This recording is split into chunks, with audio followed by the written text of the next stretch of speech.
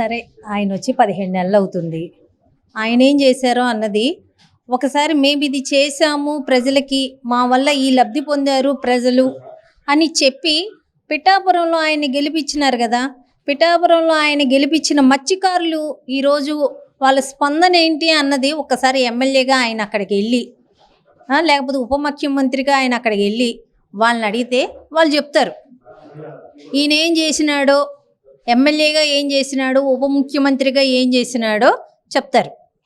గతంలో మా అమ్మని తిట్టిన వాళ్ళని మేము క్షమించము, లేకపోతే పాచిపోయిన లడ్డూలు కావాలా, ఇలాంటి కబుర్లు ఆడుకొని, అలాగే 33,000 మందినో 30,000 మందినో ఆడపిల్లల్ని మిస్ అయినారని చెప్పుకొని ఇలాంటి కబుర్లు, లేకపోతే వాలంటీర్లకు 10,000 జీతం పెంచుతామని చెప్పి ఇలాంటి పనికిమాల కబుర్లు చెప్పుకొని, లేదంటే ఎవరైతే చదువుకొని నిరుద్యోగులుగా ఉన్న యువతకి వాళ్ళకి ప్రతి నెల వాళ్ళకి ఆర్థిక సహాయం, నిరుద్యోగ భృతి కల్పిస్తామని ఇలాంటి పనికిమాల మాటలు చెప్పుకొని వచ్చిన ఇళ్ళు 17 నెలల కాలం జరిగింది. 1,60,000 కోట్లు అప్పు చేశారు. 2,70,000 కోట్లు జగన్మోహన్ రెడ్డి గారు డీబీటీ ద్వారా, నాన్ డీబీటీ ద్వారా ప్రజల అకౌంట్లోకి డైరెక్ట్గా పంపించడం జరిగింది. ఇది వాస్తవం. దీన్ని కాదనడానికి ఏమీ లేదు. మొన్న ఒక మీటింగ్లో మాట్లాడుతున్నాడు ఆయనకి అసలు వెనకమాల రాసిచ్చేది ఎవరో మరి, లేకపోతే స్పృహ ఉండి మాట్లాడతాడో స్పృహ లేక మాట్లాడతాడో తెలియదు. సచివాలయ ఎంప్లాయీస్ని పెట్టింది జగన్మోహన్ రెడ్డి గారు, సచివాలయ వ్యవస్థను పెట్టింది జగన్మోహన్ రెడ్డి గారు. సచివాలయ ఎంప్లాయీస్ ఎంతమందిని పెట్టారు అన్నది కూడా ఆయనకి లెక్క తెలియదు. ఆయన మన ఆంధ్ర రాష్ట్రానికి డిప్యూటీ సీఎం, ఇది మన కర్మ, మనం ఏం చేయలేం.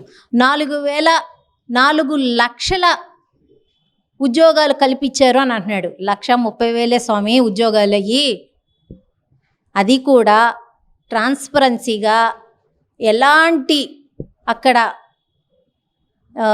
ఎవరిది ఇన్ఫ్లుయెన్స్ లేకుండా డైరెక్ట్గా ఇచ్చిన ఉద్యోగాలు అయ్యి, అక్కడ ఎలాంటి ఎవరిది ఇన్వాల్వ్మెంట్ లేదు. ఆ రకంగా ఇచ్చిన ఉద్యోగాలు, ఆ రకంగా పిల్లలు కూడా ఈ రోజుకి కూడా చాలా చక్కగా చేసుకుంటున్నారు. దాన్ని 4 లక్షల ఉద్యోగాలు అంటున్నావు. అదేనా కనీసం ఉప ముఖ్యమంత్రిగా ఉన్నావు నువ్వు. ఏదైనా ఒక మాట మాట్లాడేటప్పుడు ఒకసారి చూసుకో. షీజ్ ద షిప్ అన్నావు, ఏమైంది, ఏం పీకినావు? నీకు నువ్వే ఒకసారి ఆత్మ పరిశీలన చేసుకోవాలి. సుఖాలి ప్రీతి ఒక ఆడపిల్ల, చిన్నపిల్ల, తను కూడా రాజకీయం చేసుకొని నీ రాజకీయ లబ్ధి కోసం నువ్వు అన్ని మాటలు మాట్లాడి ఈరోజు డిప్యూటీ సీఎం అయ్యావు. ఆమెకి ఏం న్యాయం చేసావు? ఆ తల్లికి ఏం న్యాయం చేసావు? ఒకసారి మిమ్మల్ని మీరే క్వశ్చన్ చేసుకోండి. రైతులకి ఏం న్యాయం చేస్తున్నారు? ఈరోజు చదువుకున్న పిల్లలకి మెడికల్ కాలేజీలకి ఏం న్యాయం చేస్తున్నారు? అసలు ఏ విషయంలోనూ మీరు స్పందించారు? కల్తీ లడ్డు అన్నావు, ఏమైపోయావు? ఎందుకు తిరుపతి వెళ్ళావు? ఎందుకు మీటింగ్ పెట్టావు? ఏ పొద్దు ఎదుటి వాళ్ళ గురించి మాట్లాడడం కాదు, మనమేం చేసామన్న ఆత్మ పరిశీలన కూడా మనకు ఉండాలి. దయచేసి ఇకపైనైనా ఏదైనా మాట్లాడేటప్పుడైనా, ఏదైనా చేసేటప్పుడైనా సినిమా డైలాగులు కాకుండా, మీరు ఇప్పుడు పొలిటికల్గా ఉన్నారు, మీరు హీరోనే కాదు పొలిటికల్గా కూడా ఉన్నారు మీరు.